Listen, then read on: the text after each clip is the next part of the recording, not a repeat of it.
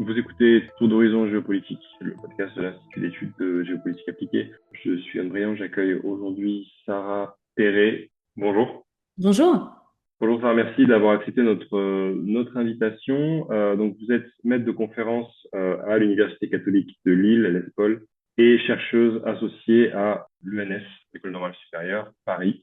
Aujourd'hui, en fait, le cœur vraiment le sujet de ce podcast, c'est l'ouvrage Géopolitique du risque, de la possibilité du danger à l'incertitude de la menace, dont la deuxième édition est sortie jeudi dernier, le 26 mars.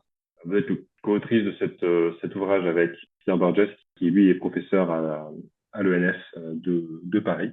L'ouvrage, évidemment, est sorti fait partie de la collection du Cavalier Bleu, qui prend le pli aussi je trouve intéressant, hein, c'est de proposer des analyses géopolitiques dans des formats qui sont hyper compréhensifs, qui restent quand même approfondis et surtout qui sortent un peu des acteurs, on va dire, classiques, des approches très, très traditionnelles de ce qu'est la géopolitique et même, on pourrait dire, des relations internationales.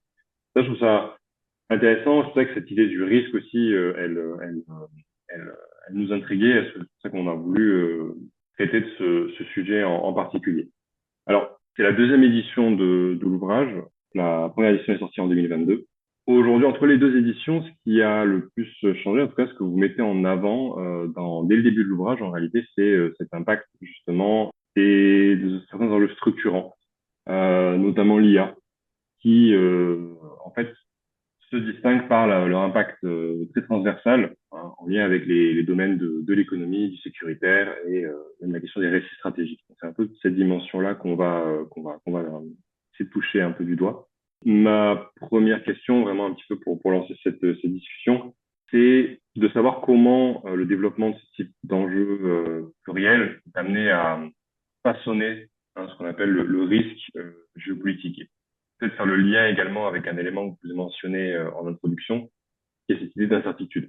Vous indiquez que l'incertitude devient l'opérateur central de la pensée géopolitique. Donc, je vais savoir un petit peu ce que vous entendez par tout cela et dessiner hein, quelle est la démarche derrière cet ouvrage. Oui, eh bien merci beaucoup pour l'invitation et pour cette première question qui me permet finalement d'aborder plusieurs choses, je pense.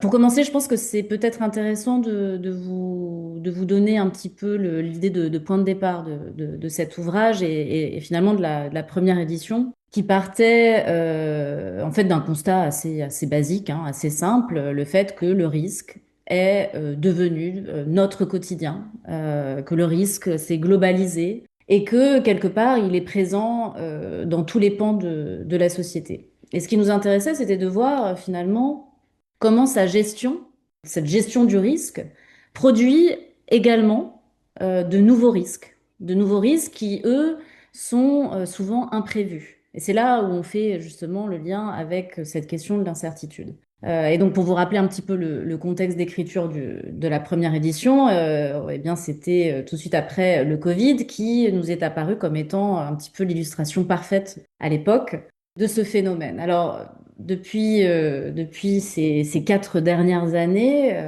on a en effet identifié un certain nombre de changements qui ont été beaucoup plus rapides que ce que l'on avait, nous, anticipé.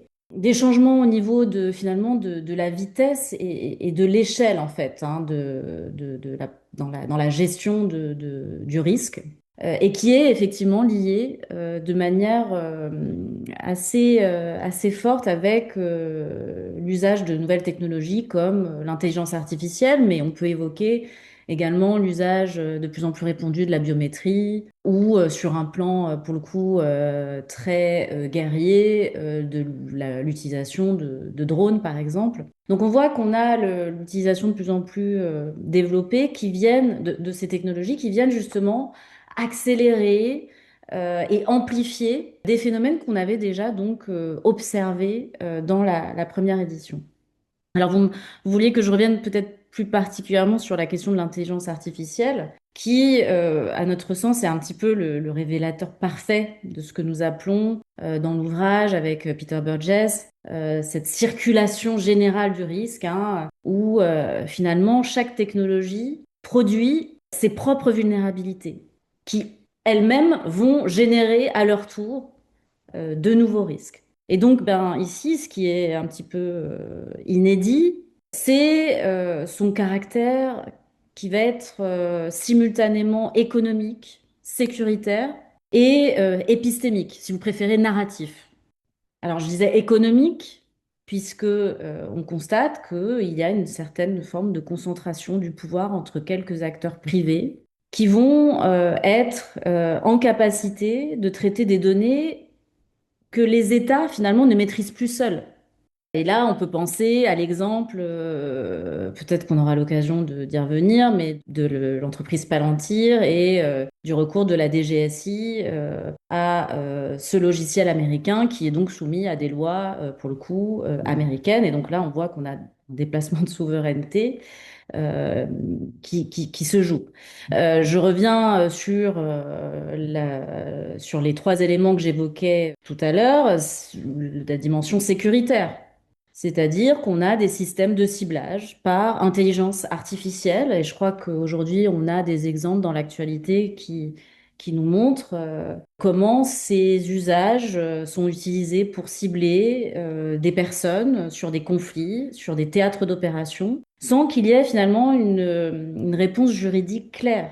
Parce que ici, nous sommes en droit de demander qui est responsable quand l'algorithme se trompe, quand il touche des civils, quand il touche des enfants. Et on voit qu'on est dans ce flou juridique actuellement avec ce qui se passe en Iran ou dans le sud du Liban.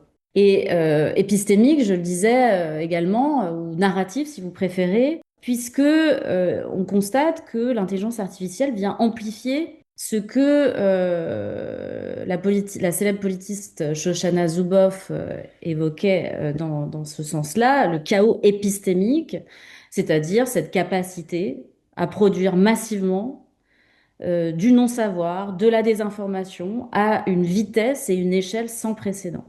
Donc, ce qu'on voit en gros, pour essayer de synthétiser un petit peu tout ce que je viens d'évoquer, c'est que le rôle particulier que l'intelligence artificielle nous donne à voir, c'est qu'ici, il n'y a finalement rien de nouveau dans ce qui constitue les rapports de pouvoir, les rapports de force, mais en revanche, elle vient servir d'accélérateur et également, elle vient opacifier ces rapports de pouvoir en dépolitisant et en rendant son usage comme étant quelque chose de technique et donc d'apolitique. Alors voilà, j'ai essayé un petit peu de répondre le plus possible à la question riche de départ. Je ne sais pas si j'aurai l'occasion de développer peut-être un petit peu plus certains de ces aspects. Oui, non, alors merci. La question est effectivement assez large, justement parce que il me semble que, en fait, c'est un peu le paradoxe, je trouve, de cet ouvrage, c'est qu'il est relativement court. C'est pas un ouvrage très long, il fait moins de 100 pages, je crois. Et pourtant, il est assez dense. Et c'est pour ça que, en fait, je voulais aussi peu, à travers cette question, voir comment est-ce que vous-même, vous pouvez vous présenter un peu à travers la présentation de sa genèse, un peu la logique derrière, en fait, la construction même de cet ouvrage-là. Parce que effectivement, il y a quand même alors, c'est c'est pas un ouvrage qui traite de la tech, pas sur la géopolitique de la tech, mais ça reste quand même un élément qui revient souvent. Et surtout par rapport à cet aspect, je vais revenir là-dessus. Là, quand vous évoquiez l'IA comme révélateur, donc effectivement, dans la géopolitique, dans les relations internationales, il y a toujours eu un facteur, un vecteur technique qui a joué dans l'évolution du rapport de force. Mais là, on arrive à effectivement à quelque chose de radicalement différent de par l'impact et de par aussi la manière dont ces technologies influencent aussi les enjeux de souveraineté. Et effectivement, je me demande si est-ce que c'est les technologies, la manière dont ces technologies évoluent, en fait, le fait qu'on a des technologies qui se basent sur beaucoup de data, la manière dont on les a complètement intégrées dans nos vies quotidiennes, la nécessité des États d'externaliser une compétence via ces technologies. Donc, est-ce que c'est les technologies en elles-mêmes ou est-ce que, en fait, c'est aussi la manière dont l'ordre international a évolué qui a permis de mettre en place ce système de codépendance en fait entre technologies et entre acteurs traditionnels aussi des relations internationales. Et donc, in fine, avec cette logique de variation de vitesse et d'échelle que vous évoquiez. Alors, je serais peut-être un petit peu plus nuancée sur l'idée que on a affaire à quelque chose de radicalement différent. C'est-à-dire que ce que nous, on observe, notamment ce qu'on évoque dans l'ouvrage, on observe finalement une certaine forme de continuité, c'est-à-dire que la question des rapports de pouvoir, ils sont toujours les mêmes. Mais comme vous l'évoquez, ce qui change, c'est l'ampleur et le niveau d'échelle à laquelle ces rapports de pouvoir ils vont se configurer. Et c'est surtout que ça introduit de nouveaux acteurs qui comptent. Parce qu'il faut rappeler que traditionnellement, par exemple, les enjeux de sécurité, nous on parle du risque ici, hein, donc la question de la gestion du danger, de la menace, est normalement dédiée à une pratique étatique traditionnelle. Mais on constate avec justement cette puissance de ces nouvelles technologies que de nouveaux acteurs, en tout cas, prennent des places beaucoup plus importantes et qu'ils viennent un petit peu challenger justement ce rôle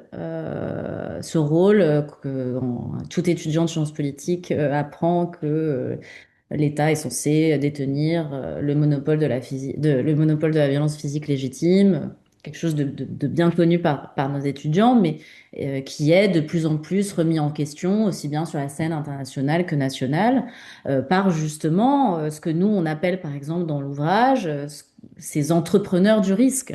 Et c'est là où nous, on essaye en tout cas de mettre en avant comment le risque est mobilisé comme une ressource en fait de pouvoir, dans la mesure où on a un certain nombre d'acteurs qui vont venir essayer de capitaliser sur la gestion de risque. Et donc, la capitalisation, elle se fait finalement à plusieurs échelles ici, hein. Elle peut se faire au niveau évidemment économique, mais également politique. Et c'est là où on a encore une fois des frontières traditionnelles qui se brouillent. Et c'est là où les cadres analytiques traditionnels, eh bien, ne permettent pas de voir des choses qui se produisent ici, parce que justement les catégories traditionnelles ne rendent invisible le floutage qui est fait de ces frontières traditionnelles, à la fois des frontières symboliques, mais également opérationnelles. Peut-être pour vous donner un exemple un petit peu plus concret, on peut parler, par exemple, de la guerre en Ukraine. Rappelons par exemple que Elon Musk fournit Starlink aux forces ukrainiennes. Et en ce sens, eh bien, cette position qu'il occupe, elle vient un petit peu brouiller justement ces catégories traditionnelles que j'évoquais, parce qu'il devient ici un acteur militaire, de fait. Il devient un acteur militaire et on voit que ici, il y a une certaine légitimité à être cet acteur militaire.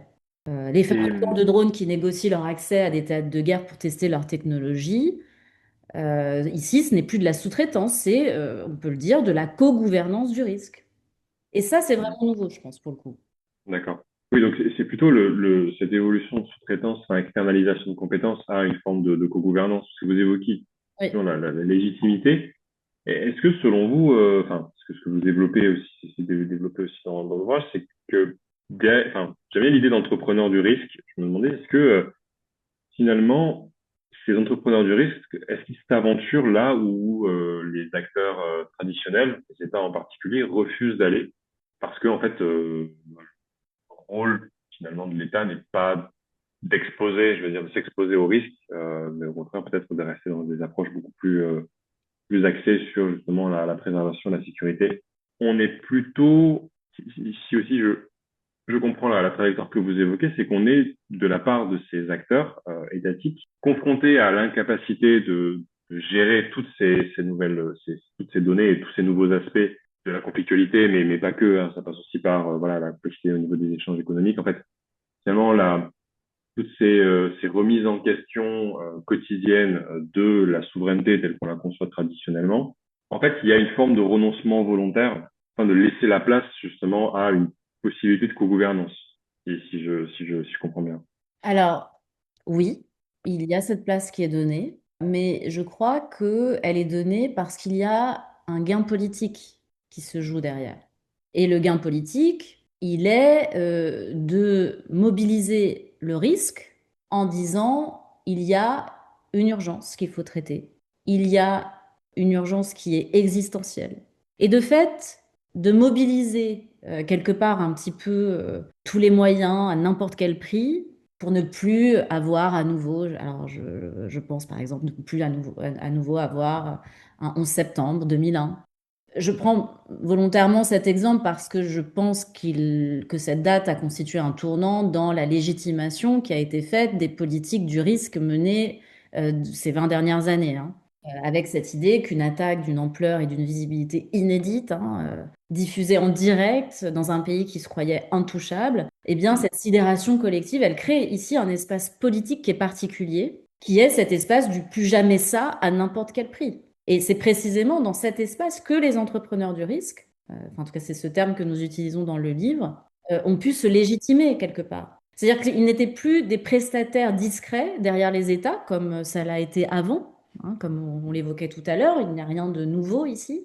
Ce ne sont plus des prestataires discrets, mais ce sont devenus des acteurs à part entière et leur légitimité est justifiée du fait qu'on ne veut plus, euh, on ne veut plus avoir affaire à un euh, Mhm. telle horreur. Donc cet espace politique, et en fait, il est co-construit. Voilà, les acteurs étatiques ont, ont un mandat plus ou moins explicite pour pouvoir justement occuper cet espace et justement parvenir à éviter que le choc traumatique ne soit pas reproduit. Et c'est pour cette raison, en fait, ils ouvrent la porte à ces entrepreneurs du risque. Là encore, j'ai ouvert la porte, mais on comprend bien qu'il y a quand même beaucoup de va-et-vient dans la relation. C'est pas quelque chose de forcément binaire, tout dans l'opposition ou tout dans la coopération. Et c'est que ensuite, cette nouvel espace, il est co-construit. Et du coup, pour en revenir à ce que vous évoquiez, il y a une forme dès l'instant où on a les deux acteurs, ces deux espaces qui co-construisent cet espace politique, on se retrouve à générer de l'incertitude et du coup, la gestion du risque amène davantage de risques. C'est dans Oui, ce mécanisme de co-construction qu'on en arrive à avoir du risque qui génère aussi davantage de risques. Que la gestion du risque amène à générer du risque.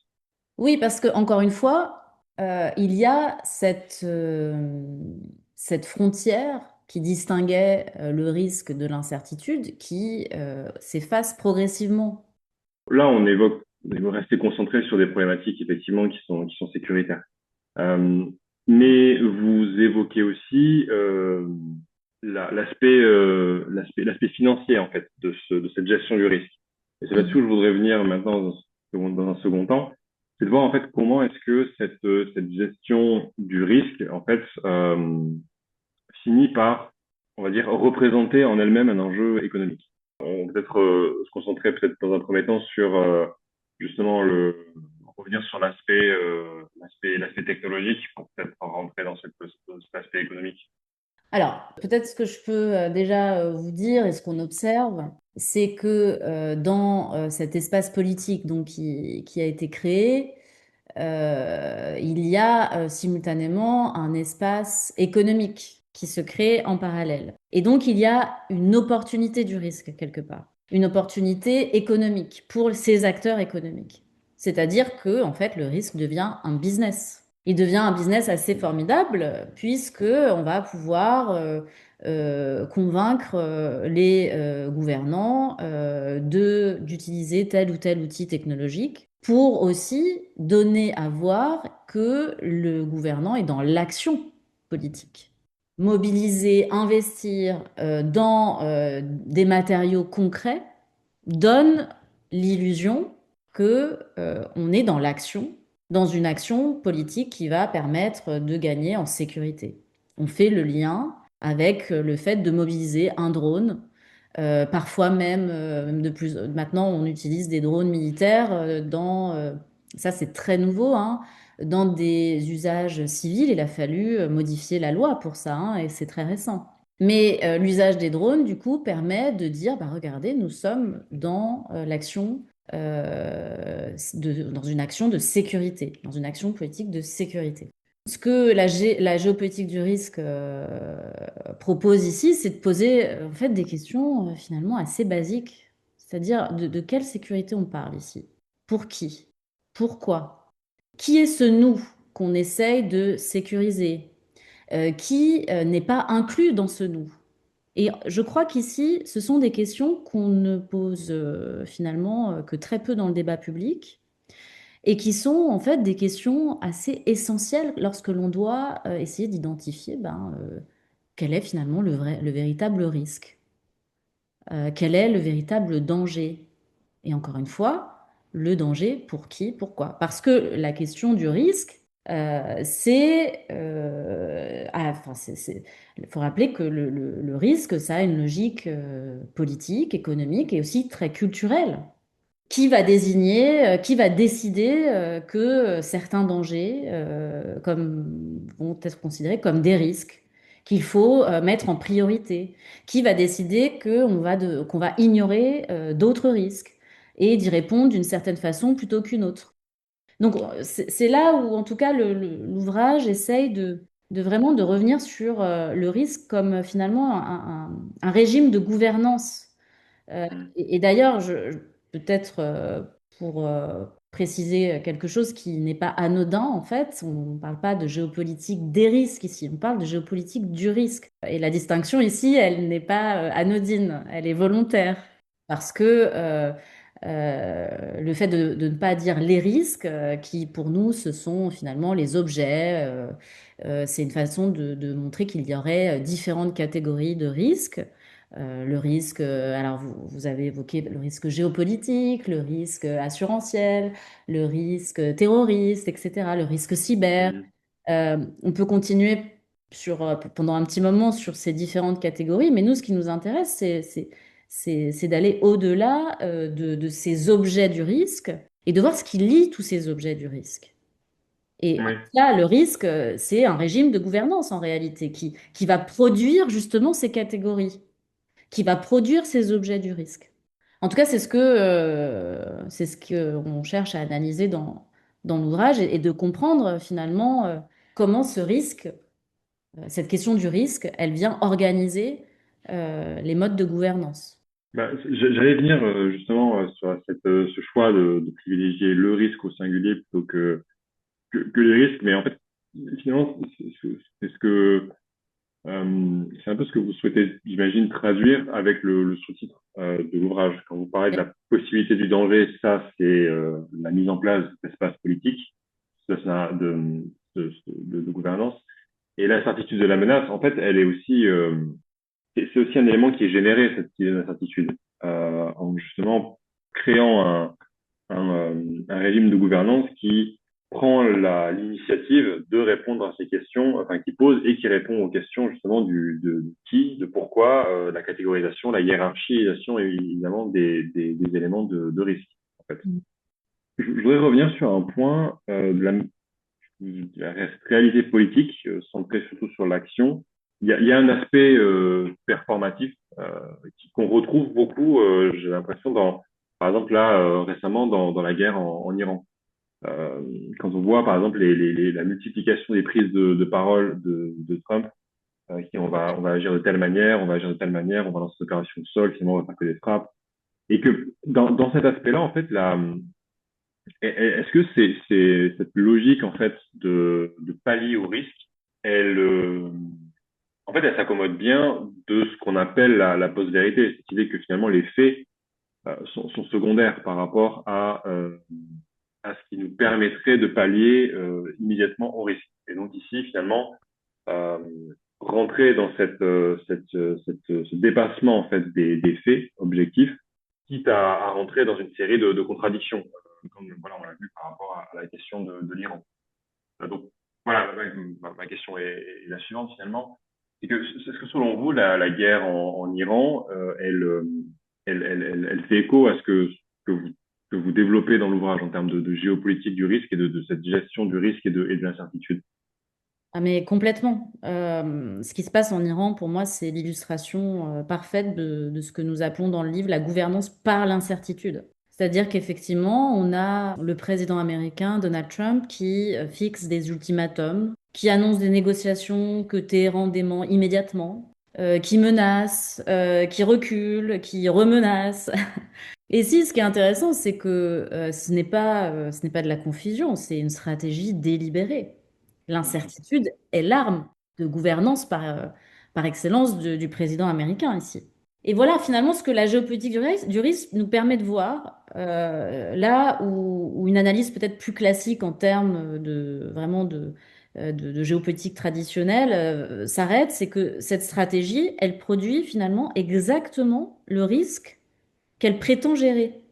Trump a abandonné l'accord du nucléaire qui Mm. bloquait normalement le programme iranien. Et on se rend compte que plusieurs années plus tard, eh bien, il tente par la force d'obtenir ce que la diplomatie en fait avait déjà obtenu. C'est-à-dire qu'en voulant affaiblir l'Iran, il a fait monter les prix du pétrole, ce qui a aussi, à côté de ça, amélioré considérablement les finances russes, qui est aussi un acteur Oui. qu'on prétendait en tout cas contenir en Ukraine, hein, donc sur un autre front. Et donc on voit ici finalement, et je crois que c'est aussi une idée centrale de notre ouvrage, que ces politiques, elles ne fonctionnent pas. Et c'est documenté. On ne peut pas ici imaginer des alternatives à des politiques qu'on n'a pas le droit ici d'évaluer. Et en fait, c'est là la difficulté, c'est on ne parvient pas à évaluer et en tout cas, à évaluer de manière critique dans le sens scientifique du terme, d'évaluer en fait ce qui se joue et ce qui fonctionne et ce qui ne fonctionne pas en termes de politique. Moi, je comprends tout à fait. Donc, finalement, est-ce que cette gouvernance par l'incertitude ne se traduit pas aussi par une forme de fuite en avant? C'est-à-dire qu'est-ce que finalement, à force de gouverner, d'occuper cet espace du risque, il faut bien qu'il y ait un moment où quelque chose se produise, en fait. On veut tellement empêcher un événement identifié de se produire qu'il y a un moment où il faut quand même déclencher quelque chose pour justifier justement ce régime de protection et de préservation. C'est-à-dire que là où je veux en venir, c'est que finalement, quelque chose qui est assez clair dès le début de cette guerre en Iran, c'est que les objectifs sont très très peu clairs. Déjà, ne serait-ce que parce que radicalement, on a une communication qui est complètement différente de la part d'Israël et des États-Unis, et même sur les objectifs et les missions et ce qui est nécessaire d'accomplir, c'est quelque chose de complètement différent. Donc, à tel point que ça donne quand même l'impression de quelque chose finalement d'assez mal organisé. Et effectivement, là où les analystes plus traditionnels ont tendance ont des difficultés à cerner la personnalité de Trump, on a tendance à se dire, bon, bah, de toute façon, il change tout le temps d'avis, comme si c'était une donnée avec laquelle il fallait de toute façon composer, alors qu'en réalité, derrière la personnalité de Trump, il y a quand même tout un gouvernement, il y a quand même un momentum associé à un acteur international qui est quand même très, très particulier. Donc, finalement, est-ce que là aussi, on n'est pas dans une forme de gouvernance qui a besoin de générer du risque pour pouvoir justifier la préservation de ce risque? On n'est pas sur une forme de prophétie autoréalisatrice, en quelque sorte. Oui, oui, je pense il y a de ça et pour montrer aussi, encore une fois, la question de l'expression de l'action politique. C'est-à-dire que encore une fois, là, ce qui est intéressant, c'est effectivement, on a un espace d'incertitude, on vit dans un monde incertain.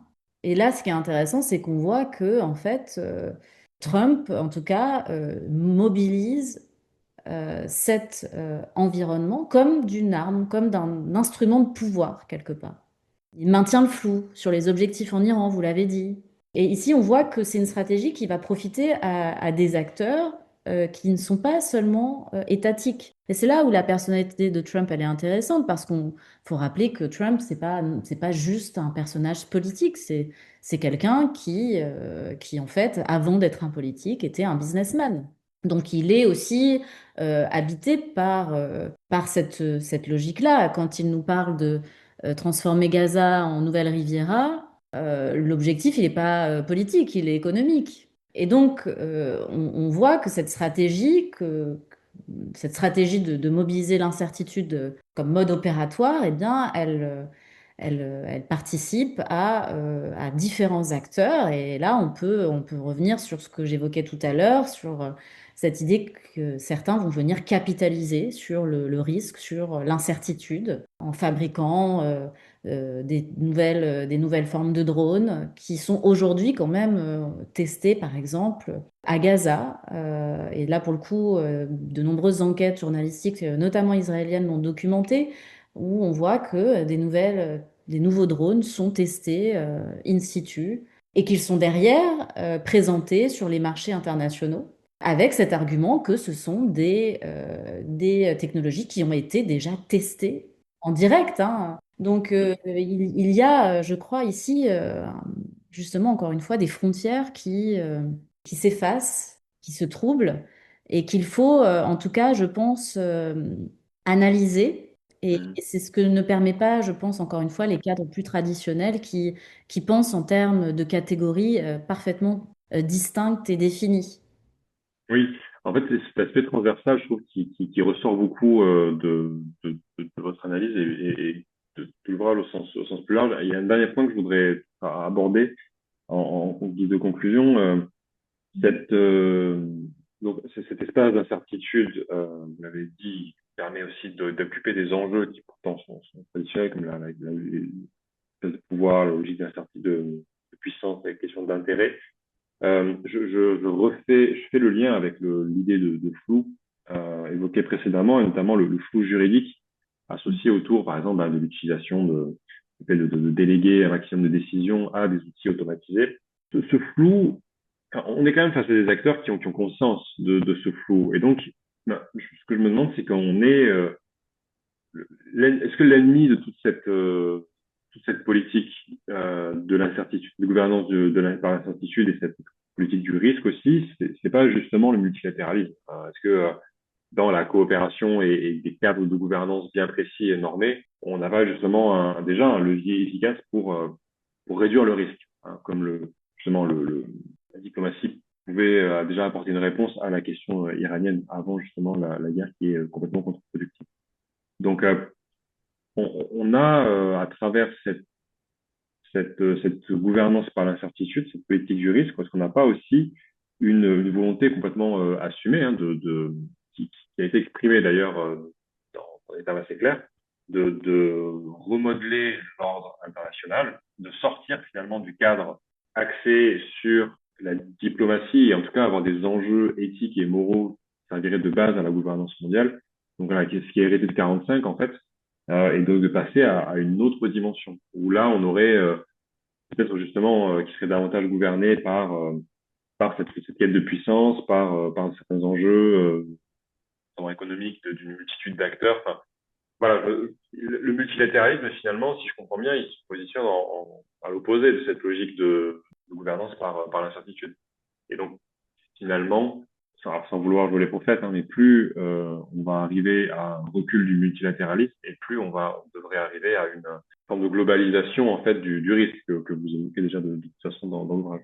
Alors, je trouve votre question vraiment très intéressante et c'est effectivement une question sur laquelle j'ai eu l'occasion de réfléchir parce qu'il s'avère que j'enseigne les organisations internationales et notamment cette question du multilatéralisme. Et j'ai envie de dire que, en fait, le risque il n'est pas seulement le corollaire du déclin du multilatéralisme. Je pense qu'il en est aussi en partie une cause. Parce que le multilatéralisme, il suppose un minimum de certitude partagée pour que ça fonctionne.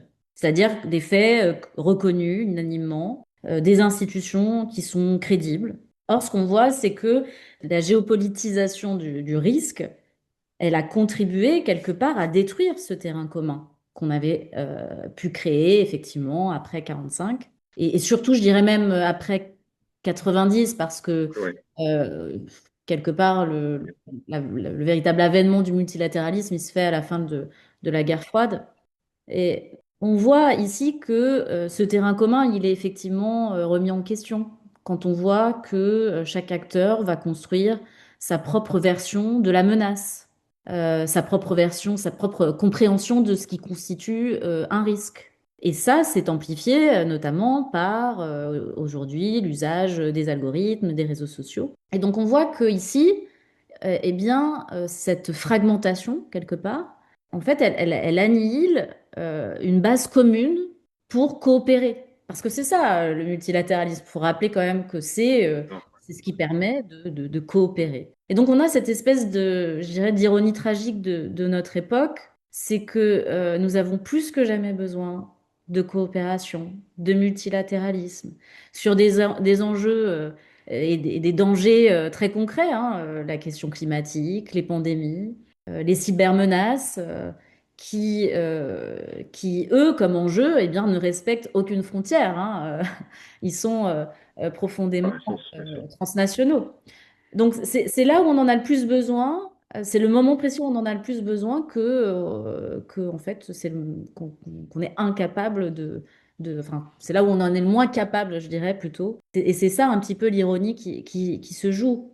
Donc ouais, je pense qu'effectivement, c'est la question qu'il faut se poser. Comment retrouver assez de certitudes partagées pour que la coopération redevienne possible?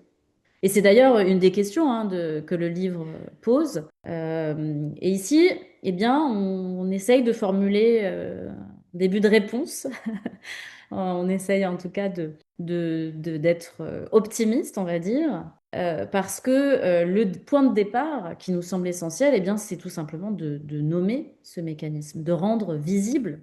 Et pour le rendre visible, il faut déconstruire un certain nombre de présupposés et de catégories dites traditionnelles qui ne sont plus opératoires dans nos sociétés contemporaines.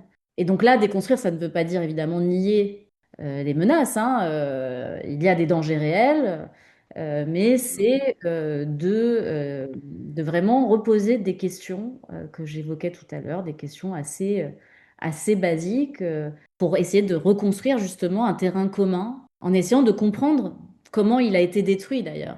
Qui implique donc d'avoir, en tout cas, d'accepter d'avoir un regard critique aussi sur ce qu'on a fait depuis presque 30 40 ans maintenant aussi. Exactement, Voilà. d'évaluer. Évaluer. Et Exactement. en fait, ça semble presque... Enfin, l'évaluation, elle est normalement censée être au cœur des politiques Oui, publiques. c'est Mais presque naïf de dire ça comme ça. oui, ça semble presque naïf, mais regardons ce qu'il en est. Moi, je travaille aussi plus particulièrement sur la question de la sécurité aux frontières. Qu'est-ce qu'on constate depuis 20 ans? On a mis en place de plus en plus de dispositifs de surveillance, de contrôle, notamment aux frontières de l'Union européenne. Depuis 20 ans, on a des milliers de morts en Méditerranée, ce qui n'était pas le cas avant la mise en place de ces dispositifs. Donc là, qu'est-ce qu'on fait des faits? Et là, on a des choses très concrètes qui nous imposent peut-être de questionner à nouveau notre façon de sécuriser nos frontières là où elles sont devenues finalement de plus en plus létales. Oui, ça illustre bien, je pense, cette nécessité effectivement, d'évaluer ce qu'on a mis en place. Mais écoutez, merci beaucoup pour l'échange. Alors, je sais pas s'il y a un élément, je pense que tu as ajouté en conclusion ou si c'est qu'on a fait le tour. Peut-être comme dernier élément, rappeler en fait que finalement ce livre il part de questions qui sont assez simples. Si on ne se pose pas les bonnes questions, ben, on ne peut pas imaginer de meilleures réponses. Effectivement, ouais. Ça, c'est plutôt ça. C'est plutôt, voilà, se rappeler que une question existe. En fait, effectivement, ça m'a marqué quand vous évoquiez la question du danger, qui, pourquoi, les hiérarchisations. C'est vrai qu'en fait, un peu tendance à prendre aussi comme un jeu content. Après, là, bon, ce serait un autre sujet aussi, mais il y a même justement, ça fait partie de cette stratégie, justement, de surcharge de l'information, de rapidité de l'information, une information qui est transmise avec moins de mots aussi, enfin, une pensée plus simple. Voilà, je crois que Trump appelle ça l'unstification, donc on est en plein dedans, effectivement, hein. Et c'est pour ça que enfin, c'est différents sujets qui sont liés, mais c'est très, très transversal. Merci beaucoup pour l'échange, pour votre participation. Alors, je rappelle que l'ouvrage Géopolitique du risque est sorti le 26 mars dernier aux éditions du Cavalier Bleu. Merci beaucoup, Sarah Perret, pour l'échange, pour la discussion. Merci beaucoup.